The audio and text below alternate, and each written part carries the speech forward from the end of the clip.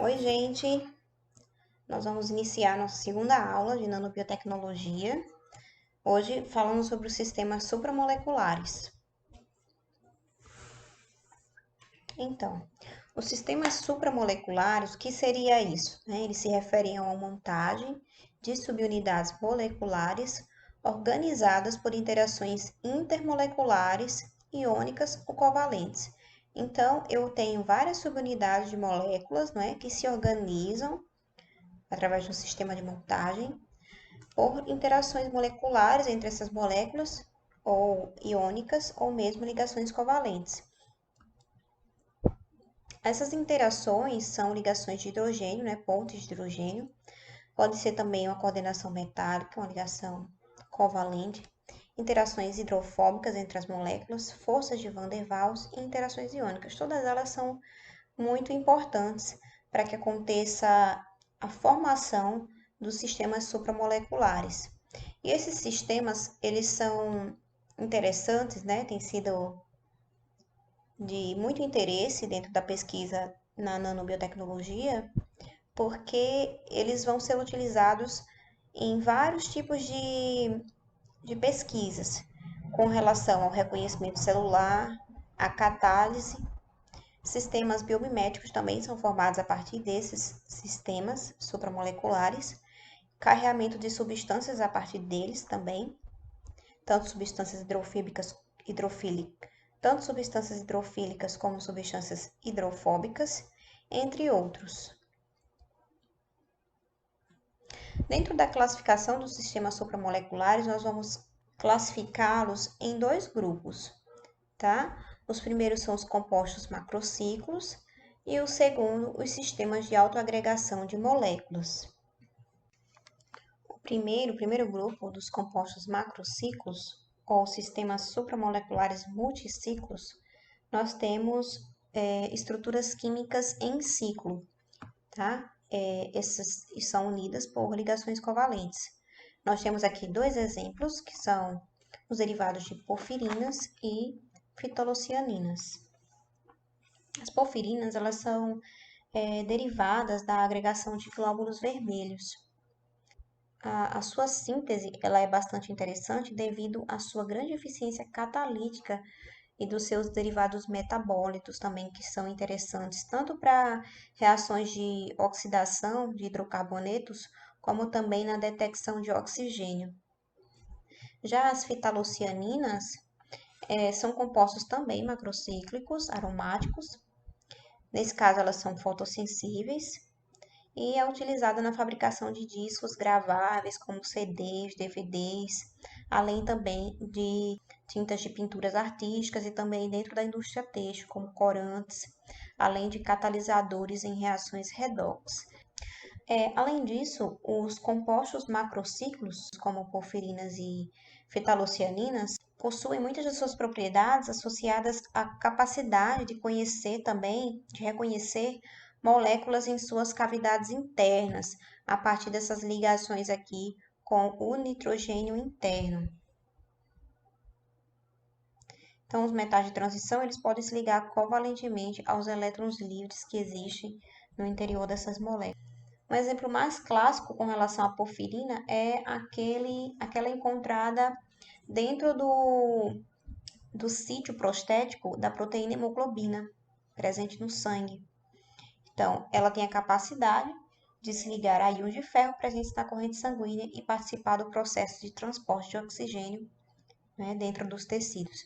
Assim, essas moléculas elas são utilizadas também no transporte, graças a essas características delas, lembrando que elas fazem ligações covalentes. Já os sistemas de autoagregação de moléculas, nós vamos nos ater um pouquinho mais a esses sistemas. Eles são agregados de moléculas, nesse caso não fazem ligações covalentes, Sim, outros tipos de interações. E nós vamos ter como exemplos as micelas e as vesículas lipídicas, que também vão dar origem aos lipossomos.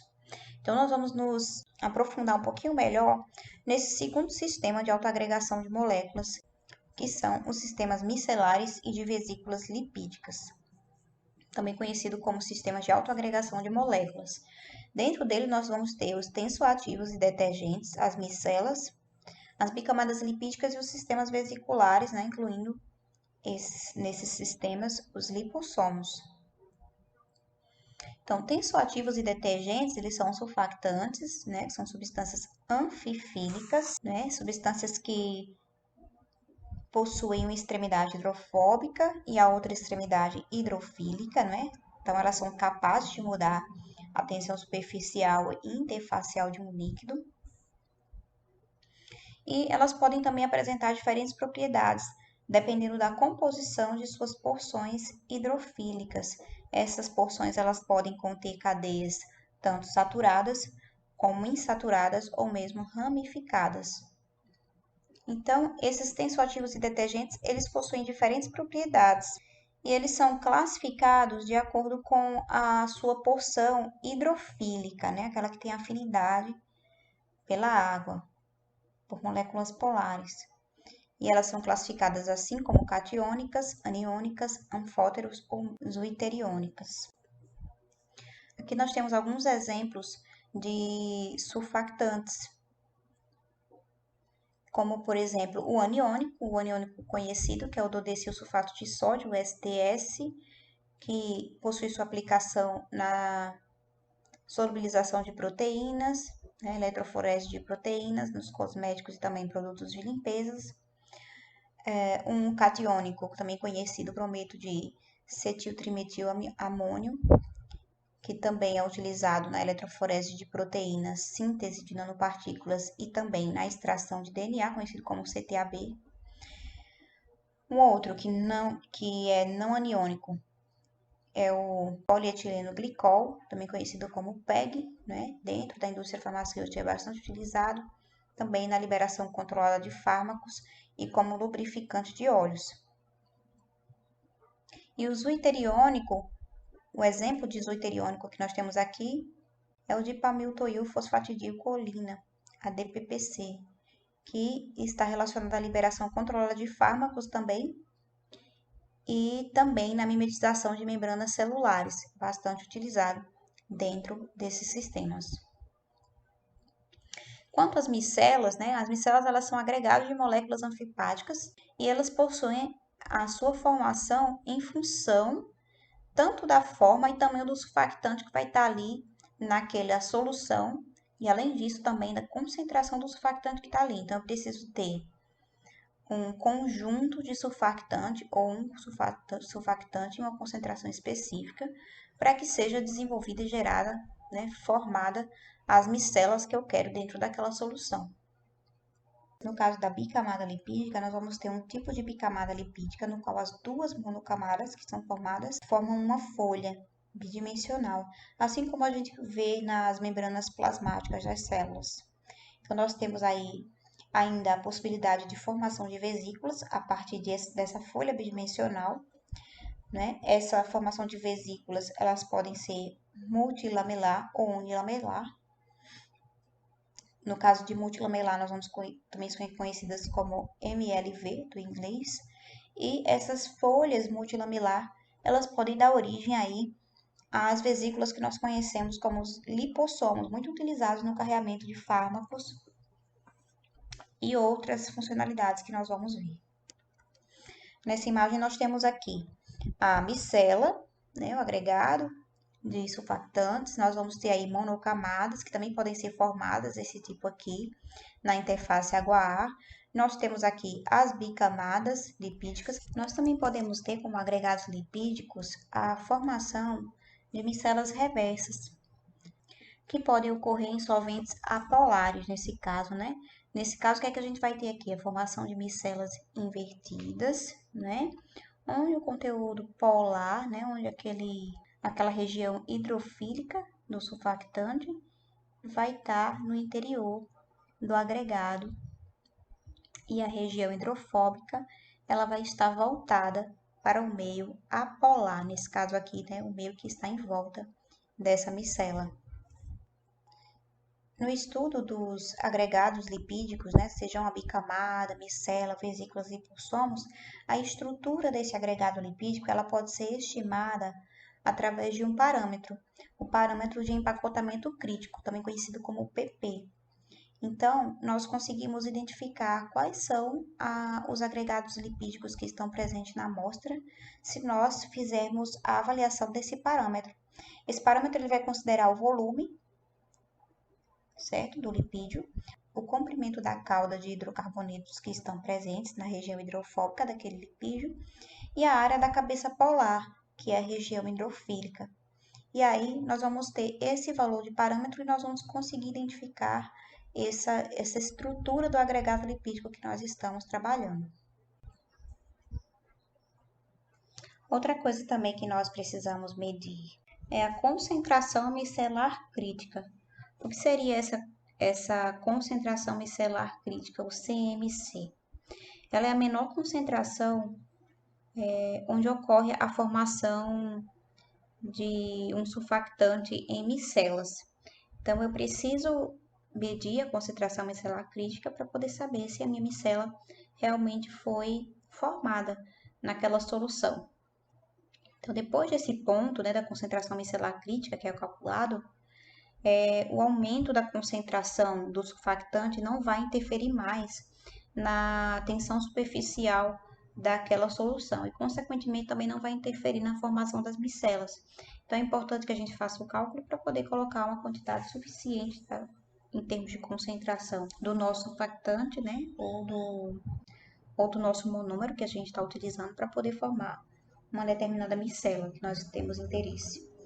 Então, nós também temos as bicamadas lipídicas, que é um outro tipo de agregado lipídico que pode ser formado em meio aquoso, assim como as micelas. Nesse caso, nós temos aqui duas monocamadas que vão formar uma folha bidimensional em meio aquoso, onde as suas caudas hidrofóbicas, né? As caudas hidrofóbicas de cada monocamada, elas vão interagir entre si, excluindo a água no seu interior, enquanto que as suas cabeças hidrofílicas elas vão interagir com a água em cada superfície da bicamada. Então, como as extremidades dessa bicamada, né? Essas duas extremidades, ela está em contato com a água, então é natural que essa folha da bicamada seja instável e espontaneamente ela comece a formar um outro agregado lipídico que são estruturas esféricas denominadas vesículas ou lipossomos, como essas aqui. Nesse caso aqui nós temos uma vesícula ou lipossomo. Os lipossomos eles são interessantes porque a estrutura deles acaba mimetizando uma membrana celular, né? Vocês lembram, a membrana celular é muito similar a essa estrutura do lipossomo e, portanto, eles têm sido utilizados como modelo de membrana dentro de estudos fisicoquímicos normalmente, cotidianamente, também como carreadores de fármacos no seu interior para células-alvo, na solubilização e também na incorporação de biomoléculas no interior deles. Tanto nós vamos poder carrear uma molécula hidrofílica no interior do lipossomo, como nós podemos carrear moléculas hidrofóbicas na sua constituição entre as bicamadas. Eles também são usados como barreiras contra invasões de vírus e bactérias, entre outras funcionalidades que os lipossomos são usados. Então, essa bicamada lipídica, ela acaba mimetizando, né, as membranas biológicas ou celulares que constituem-se também de bicamada lipídica, e ela tem uma espessura de aproximadamente 3 nanômetros nas células, né, contendo também proteínas. Em laboratórios, nós conseguimos formar esses lipossomos a partir de lipídios puros. E outra coisa interessante também é que ela vai apresentar uma estrutura flexível, que vai possuir uma habilidade para mudar a sua forma sem perder, no entanto, a sua integridade, graças aos diversos tipos de lipídios que podem ser colocados aqui, inclusive lipídios de membrana, para que aconteça essa interação entre os lipossomos e as células que vão carrear, né, que vão receber, na verdade, essas substâncias que os lipossomos vão poder carrear. E como é que esses lipossomos eles são preparados para que nós possamos colocar, por exemplo, moléculas agregadas a eles para que eles possam carrear essas moléculas? Então, nós temos o método de formação de lipossomos e sistemas multicamadas, que é um método relativamente simples, com 4 passos. Nós temos aí a primeira etapa, que é a dissolução dos lipídios, né? Os fosfolipídios eles vão ser dissolvidos em uma solução orgânica, aqui nessa imagem. Geralmente essa solução pode ser clorofórmio ou uma mistura de clorofórmio com metanol. No segundo passo, nós vamos ter uma formação do filme lipídico. Esse solvente orgânico que foi colocado inicialmente, ele vai ser removido para formar um filme lipídico. Ele pode ser tanto evaporado usando ar comprimido como fluxo de nitrogênio para poder extrair esse solvente. E na terceira etapa nós vamos ter a formação de vesículas que nós chamamos de vesículas multilamelares, MLVs. O filme lipídico seco que ficou ali na etapa 2, ele vai ser hidratado através da adição de uma solução aquosa. E o tempo de hidratação dessa substância depende da composição do fosfolipídio que você estiver utilizando.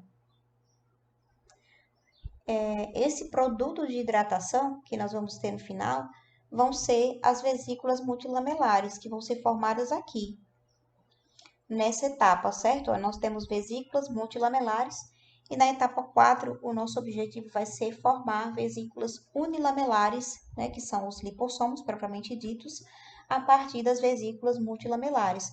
As vesículas multilamelares é como se fosse um formato de cebola, né? A gente pega uma cebola e tem várias camadas. E o objetivo dessa última etapa da formação das vesículas unilamelares é retirar essas camadas para formar lipossomos. Então, na última fase, as vesículas unilamelares elas podem ser obtidas tanto através do processo de sonificação como do processo de extrusão. Os dois processos podem formar vesículas unilamelares a partir de vesículas multilamelares. E aqui, nessa imagem, nós temos a distribuição de tamanho por espalhamento de luz de lipossomos preparados por sonificador com ponta de titânio. Nesse caso aqui foi um processo que utilizou aquela solução de vesículas multilamelares a partir de um processo de rompimento de vesículas multilamelares por sonificação, um sonificador mesmo. A partir da sonificação, que é o primeiro método, essas vesículas elas podem variar entre 15 e 150 nanômetros, dependendo da composição, da concentração lipídica que estiver ali. Nesse caso, nós não temos vesículas padronizadas, muito padronizadas, né? Nós vamos ter uma variação entre 15 e 150 nanômetros. Já pelo segundo método, o método de extrusão, nós podemos ter aí uma padronização maior dessas vesículas, porque nós não vamos colocar simplesmente essa solução no sonificador. Nesse caso da extrusão, nós vamos fazer o seguinte: as vesículas multilamelares elas vão ser forçadas através de um filtro, que na realidade é uma membrana de policarbonato com tamanho de poro definido. E aí, a partir do momento que elas vão passando por essa membrana de policarbonato, do outro lado nós vamos obter partículas com um diâmetro próximo. Então, todas elas vão ter um diâmetro, a partir do método de extrusão, muito aproximado, diferente do método de sonificação, né? Nesse caso aqui, nós vamos ter, desse exemplo, desse trabalho de Moraes de 2008, nós vamos ter desde vesículas por sonificação, tá certo?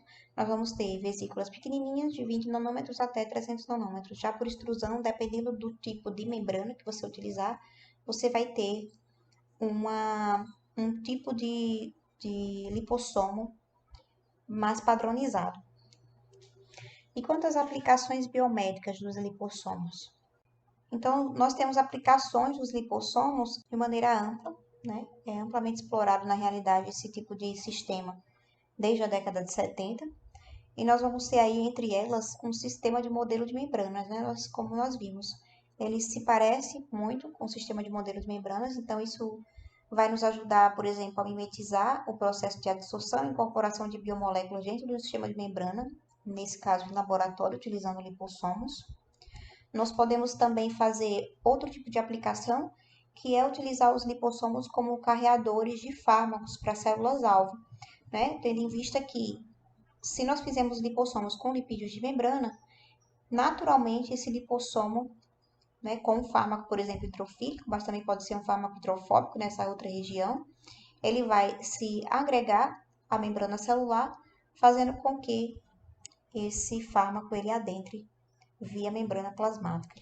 Nós também podemos criar filmes com lipossomos, né, a partir de metodologias de fabricação de filmes. Como é que esses lipossomos eles vão estar nesses filmes? Eles vão ser imobilizados em substratos sólidos. Aqui nós temos uma molécula específica de nosso interesse. Nós vamos incluir essa molécula no lipossomo e nós vamos imobilizar esse lipossomo em substratos sólidos. E esses substratos sólidos eles podem ser explorados para a liberação controlada de fármacos. Nesse caso de lipossomos imobilizados em substratos sólidos, eles são utilizados principalmente para a construção ou para formar adesivos para uma liberação controlada de medicamentos no organismo. E os lipossomos eles também podem ser utilizados como biosensores, o que é algo bem interessante. Eles têm sido aplicados como biosensores e como imunossensores. Nesse exemplo que nós estamos vendo aí, ele está sendo utilizado como imunossensor. Nós temos o bioreceptor, ou seja, uma molécula específica que nós queremos identificar. Pode ser uma enzima, pode ser um anticorpo, pode ser um peptídeo, e essa molécula ela vai ser incorporada ao nosso lipossomo. E esse lipossomo ele vai ser imobilizado a um substrato sólido para poder acontecer o reconhecimento. E no estudo de Petri et al. 2012, eles fizeram esse teste, eles verificaram tanto com vesículas lipossomais como sem vesículas lipossomais, e eles identificaram um melhor reconhecimento molecular a partir desses peptídeos incorporados aos lipossomos quando comparado àqueles que não estavam incorporados ao lipossomo. Isso porque nós temos aí uma estabilidade maior do bioreceptor. E essa estabilidade ela não só é maior, como também é maximizada quando essas moléculas elas são encapsuladas dentro de lipossomos, quando comparado àquelas biomoléculas que são colocadas simplesmente sobre o substrato. Então, nós temos uma resposta maior quando nós utilizamos lipossomos, né, como imunossensor ou mesmo biosensor nesses sistemas de aplicações. Então, nossa aula de hoje está encerrada por hora. Eu peço que vocês assistam às videoaulas. Além de assistir nossas videoaulas, façam as atividades, né? Confiram os prazos e as datas das nossas avaliações, tá bom? Qualquer dúvida, nós vamos conversar um pouquinho mais a respeito na nossa aula síncrona. Um beijo para vocês e até a próxima aula.